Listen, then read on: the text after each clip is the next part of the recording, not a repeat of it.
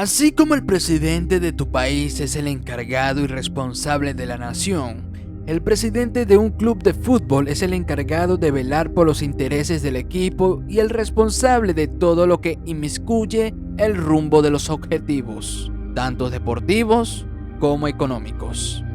En la historia del fútbol ha habido presidentes de todo tipo. Ha habido buenos y malos. Pero, ¿quiénes pueden ser considerados los peores?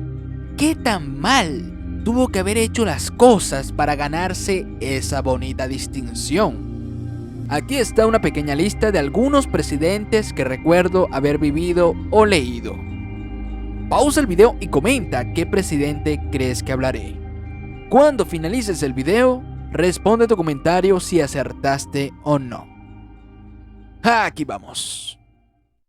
Quizá uno de los presidentes más excéntricos de la historia del fútbol. Jesús Gil llegó a la presidencia del Atlético de Madrid en 1987. Luego del fallecimiento de Vicente Calderón, uno de los mejores presidentes que ha tenido el Atleti, asume el vicepresidente Francisco Javier Castedo y convoca elecciones. Curiosamente, las últimas elecciones del club rojiblanco. Jesús Gil Gil, quien antes de llegar a ser presidente había sido enviado a la cárcel por 5 años a causa de un homicidio involuntario e indultado por el mismísimo Franco 18 meses después. No existe mejor forma de sentar cabeza que adueñarse de un club. Jesús Gil fue ideológicamente un ultraderechista, con un toque racista, homófobo y machista a más no poder. Aún así, tiene la dicha de haber hecho el fichaje más ambicioso del momento y quizá el más célebre del Atleti en su historia. Paulo Futre, futbolista de 21 años y campeón de la Copa de Europa con el Oporto, era la sensación de Europa. Jesús Gil fue a donde él estaba, pagó 450 millones de pesetas por él, lo jaló de las greñas, lo montó en un avión y fueron rumbo a una discoteca de Madrid para presentarlo como su primera incorporación.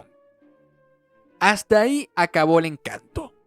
Jesús Gil, en 17 temporadas que presidió el Atleti, cambió a 40 entrenadores. Echó al mismísimo Luis Aragonés, que tuvo que volver en alguna ocasión para ganar una copa o sacar al equipo del descenso. Echó al metódico Menotti, campeón del mundo con Argentina en el 78, a Clemente, al Coco Basile y pare usted de contar. Bernd Schuster, futbolista del Atleti en ese entonces, quiso marcharse y Jesús Gil se dirigió a la esposa del futbolista, quien también era su agente. Se dirigió a ella y cito: "Métetelo por el coño". Jesús Gil quiso usar el mismo método que Berlusconi usó en el Milan y mandar en la alineación del equipo, que, obviamente, fracasó. Mandó a cerrar la cantera del Atleti y se fueron grandes promesas como el señor Raúl González Blanco, quien fichó por el Real Madrid y se convirtió en capitán y emblema del equipo blanco. Uno de sus momentos más vergonzosos fue después que el Atleti perdiese frente a la Fiorentina en 1989 en la Copa de la UEFA. Jesús Gil cargó toda su ira contra el árbitro del partido, Michel Baudrot, considerado en el 88 y el 89 como el mejor árbitro del mundo. Jesús Gil dijo, y vuelvo a citar: "No es que sea un mariquita, es un maricón. Sé de buena tinta que después de quedar nosotros eliminados de la Copa de la UEFA, a ese árbitro le buscaron los italianos a un niño rubio de ojos azules". Sin nada más que decir. Para colmo, la Audiencia Nacional en 2003 lo acusó y condenó por robar al club con apropiación indebida y estafa, en colaboración con su hijo Miguel Ángel y Enrique Cerezo. En 2004, el Supremo decretó que el delito había prescrito y el club siguió siendo suyo. Chúpate esa mandarina. Roba y no pasa nada. Podría seguir hablando de este señor, pero mejor dejémoslo así. Que en paz descanse. Empezamos fuerte, pero ahora hablaremos del caso más reciente. Josep María Bartomeu es un caso curioso. El presidente menos pensado. Cuando Joan Laporta era presidente, Sandro Rosell, vicepresidente del Barcelona, fue uno de sus mayores detractores. Y junto a él se encontraba Bartomeu, siendo un directivo del club. Cuando lograron sacar a Laporta del juego, Sandro asume como presidente y Bartomeu como vicepresidente. Cuando explota el caso Neymar y su fichaje extraño que decían que costó 57 millones y al final su fichaje rondaba a más de los 100 millones, Sandro Rosell fue obligado a renunciar y a posteriori enfrentarse a la justicia. Bartomeu asume como presidente interino. La presidencia de Bartomeu tuvo altas y bajas. Logró repetir el triplete, cosa que le ayudó a ganar las elecciones debido a que estaban pautadas al final de esa temporada. Pero también estuvo 2 años sin ganar nada. Una en la temporada 2013-2014 como presidente interino y otra en 2019-2020 con Quique Setién. Fue el presidente que casi pierde al mejor jugador de la historia del FC Barcelona, Martin Braithwaite. Lionel Messi. Era impensado que el rosarino llegase a mandar un burofax exigiendo que se cumpliese la promesa que le hizo Bartomeu de dejarle marchar al final de esa temporada. La oposición de Bartomeu llegó a unirse para presentar una moción de censura, lo que desencadenó el 27 de octubre de 2020, cuando por fin Bartomeu deja la presidencia. Al irse Josep María, se cayó la cortina de hierro y se descubrió que la gestión económica de Bartomeu conllevó a la crisis más agravante en la historia moderna del Barça.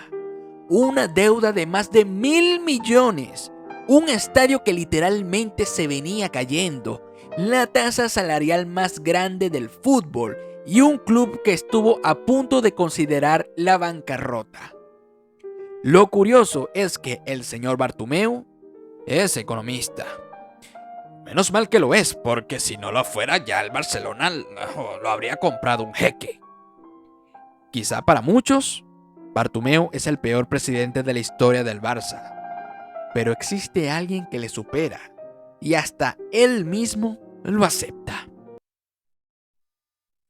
Joan Gaspar es todo un personaje, querido y odiado en el Barcelona.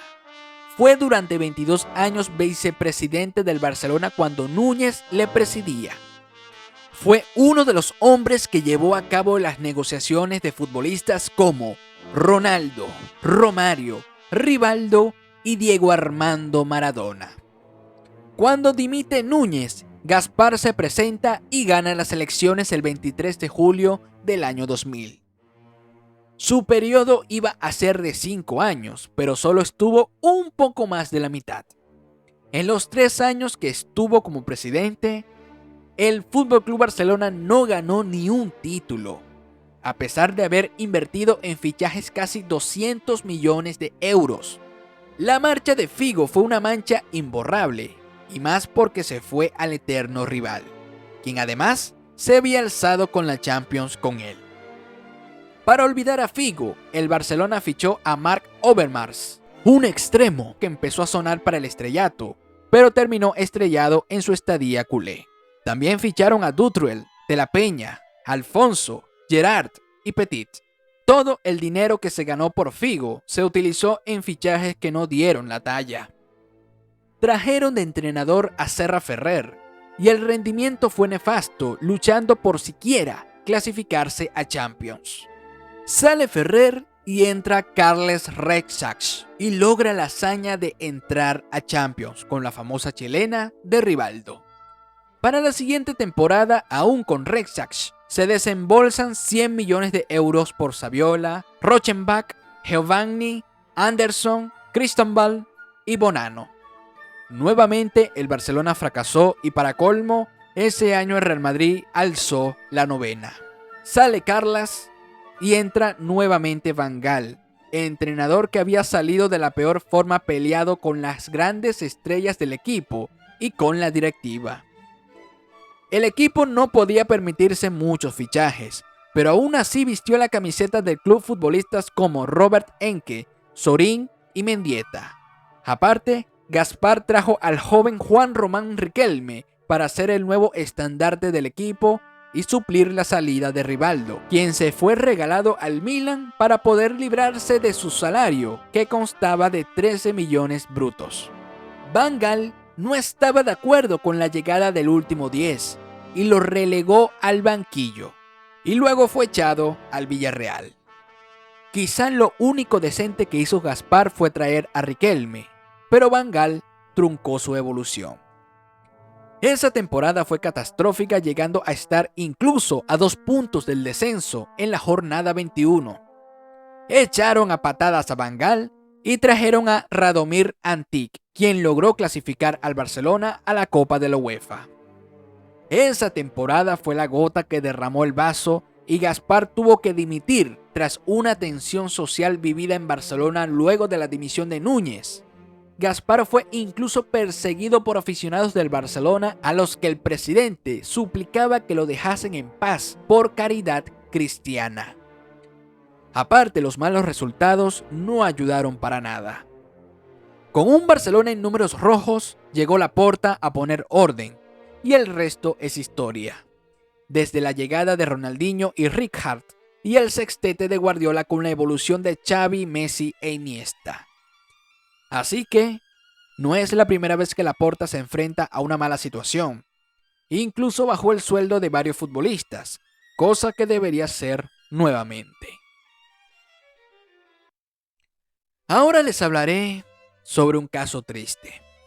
A pesar de mi predilección por Boca, las cosas como son. Daniel Passarella es probablemente el mejor defensa central de la historia de Argentina. 2 veces campeón del mundo, ídolo en River y muy querido en la nación. Se retira y cumple su sueño de entrenar a River, donde lo hizo muy bien. El detalle está que Passarella quería ser todo en River: futbolista, entrenador, dirigente, y luego, tras postularse a las elecciones de presidencia, logra ganar, más que todo por su imagen de ídolo. Asume la presidencia el 9 de diciembre de 2009, en una situación grave del club, donde él sería el artífice de empeorar la situación. Recibió el club con una deuda aproximada de 150 millones y al finalizar su mandato dejó una deuda cercana a los 400 millones. Debido a los malos resultados anteriores a su mandato, River arrancaría el 2010 muy mal posicionado en la tabla del descenso para 2011. Tiene la fama de haber traído a uno de los peores futbolistas que ha tenido River. Aparte, la desmesurada cifra de 37 futbolistas daría más o menos a un total de 11 futbolistas por año. Los técnicos iban y venían con un total de 6 técnicos: Leonardo Astrada, Ángel Capa, JJ López, Matías Almeida, Gustavo Zapata y Ramón Díaz. Este último solicitado por la afición desde hace ya mucho. Cuando los resultados no fueron lo esperado, Astrada sale y entra Capa, a pesar de la insistencia de la afición para que trajesen a Ramón Díaz. A posteriori, cuando Capa no funcionó, le despiden y traen a JJ, quien tenía fama de descender equipos. Comenzaría la cláusula 2011. Echan a Ariel Ortega, un futbolista querido por la afición, pero por problemas extrafutbolísticos tuvo una riña con Passarella. La presión fue sucumbiendo a River por la responsabilidad y poco a poco los buenos resultados que tuvo al comienzo iban decayendo. Pero al final, River se salvó para jugar la promoción terminando en 9ª posición. Antes del partido más importante de la historia de River, Passarella se peleó con los referentes del plantel y JJ, con poco criterio, le hizo caso a su presidente y mandó a la cancha a los juveniles. El partido de ida contra Belgrano terminó 2-0 a favor del equipo cordobés, y en el partido de vuelta terminó en empate de 1-1. Ocurrió lo que nadie esperaba ni en la más recóndita de la pesadilla humana. Uno de los grandes de Argentina que jamás había tocado el suelo B debía jugar en la segunda división. Los hinchas de River culpan a JJ, pero en especial a Daniel Passarella, quien en principio lo trajo. Aparte de eso, el antecedente de Angelito Capa y por no haber hecho refuerzos de calidad para jugar ese torneo. Ya consumado el descenso, echan a JJ y entra Almeida, quien no tenía experiencia de técnico, pero era un ídolo de River. Logran salir del descenso, pero ya la relación estaba rota y de paso, Passarella se peleó nuevamente con la afición y dos ídolos del club como el Chori Domínguez y Cabenagui, quienes habían vuelto para sacar a River del descenso a modo de préstamo. Para seguir con la historia, hablemos ya cuando llega Ramón Díaz, y a pesar que tuvo un buen nivel quedando segundo en el torneo final 2013, luego en el torneo inicial, los millonarios salieron en posición 17 jugando un nivel pésimo. Aún así, Passarella le renueva debido a que, si lo echaban, probablemente Buenos Aires se prendía en llamas. Ahí culmina la horrible historia de Passarella como presidente. Luego llegó Rodolfo D'Onofrio y un año después llegó Marcelo Gallardo, quien ha hecho una historia firme teniendo a uno de los mejores o posiblemente el mejor equipo de River de la historia. Passarella, aún hoy día, no puede ir al Monumental y es odiado a pesar de su etapa como futbolista e incluso su etapa como entrenador. Para finalizar, hablaré de una mancha imborrable en la historia del fútbol. En 2015 se destapó lo que muchos intuían, pero no había pruebas. El caso de corrupción por parte de la FIFA, que desencadenó en un masivo viaje a la cárcel a muchos de los involucrados y otros despedidos e inhabilitados, sobornos, fraudes y lavado de dinero. Uno de los centros de acoplo de esta deshonra para el fútbol se vivió en América. La renuncia de Blatter fue el fin del drama y se hizo una limpia a toda la organización, que al parecer, esta sí es justa. Aunque muchos cambios no ha habido realmente. La lista de arrestos es muy grande. Jeffrey Webb, vicepresidente interino de la FIFA y presidente de la Asociación del Fútbol de las Islas Caimán. Eduardo Lee, presidente de la Federación Costarricense de Fútbol. Julio Rocha López, presidente de la Federación Nicaragüense de Fútbol. Jack Warner, presidente de la Unión de Fútbol Caribeño. Eugenio Figueredo, expresidente de la CONMEBOL y la Asociación Uruguaya de Fútbol. Rafael Esquivel, presidente de la Federación Venezolana de Fútbol. Alfredo Howitt, presidente de la Federación Nacional Autónoma de Fútbol de Honduras. Juan Ángel Napout, presidente de la CONMEBOL. Brian Jiménez, presidente de la Federación Nacional de Fútbol de Guatemala. Luis Chiriboga Acosta, presidente de la Federación Ecuatoriana de Fútbol. Luis Bedoya, expresidente de la Federación Colombiana de Fútbol. Y pare usted de contar. Es curioso que en esta lista no figure el nombre de Julio Humberto Grondona. También es curioso que la FIFA acuse de dañar el fútbol a la Superliga Europea cuando ellos hacían cosas horrorosas. Pero bueno, si este video te gustó, por favor dale me gusta y comenta qué otro video quieres ver en este canal. No te olvides compartir, que así me ayudas muchísimo. Suscríbete para que estés al tanto de cuando suba un nuevo video. Sígueme en Twitter y en Instagram para estar más en contacto conmigo. Un abrazo a todos.